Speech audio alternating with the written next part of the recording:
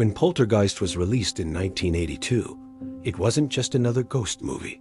It sparked conversations in schools, caused real anxiety for parents, and even led to media debates about children, television, and safety at home.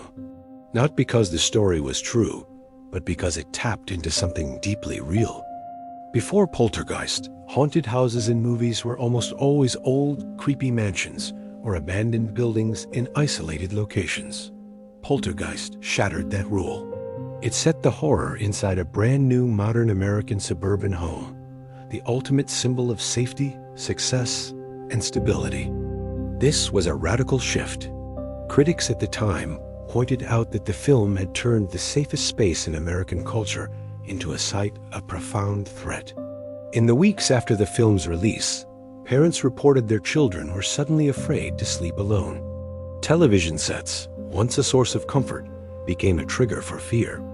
Pediatric psychologists noted a rise in night anxiety, but it was specifically related to bedrooms, not just monsters under the bed.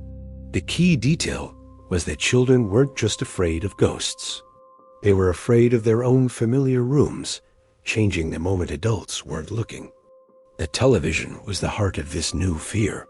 In the early 1980s, TVs were on constantly. Cable was rapidly expanding, and many parents didn't fully grasp what their kids were watching. Poltergeist didn't portray the TV as simple entertainment. It framed it as a portal, a threshold through which unknown influences could reach children without any parental control. Media scholars now see this as one of the first mainstream horror films to directly tap into our anxiety about technology invading family life. After Poltergeist, the horror genre changed. We started seeing more supernatural stories centered on children and more films where supposedly safe spaces became dangerous. Horror began to move into everyday domestic environments. This shift directly influenced later films and TV shows, giving us haunted bedrooms, possessed toys, and corrupted family spaces. The fear was no longer just outside.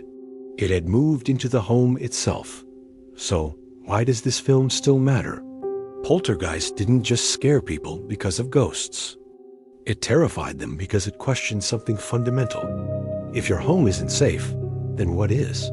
That unsettling idea, not the supernatural effects, is why the film continues to disturb audiences today.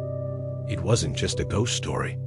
It was a cultural turning point that redefined what we fear. Thanks for watching.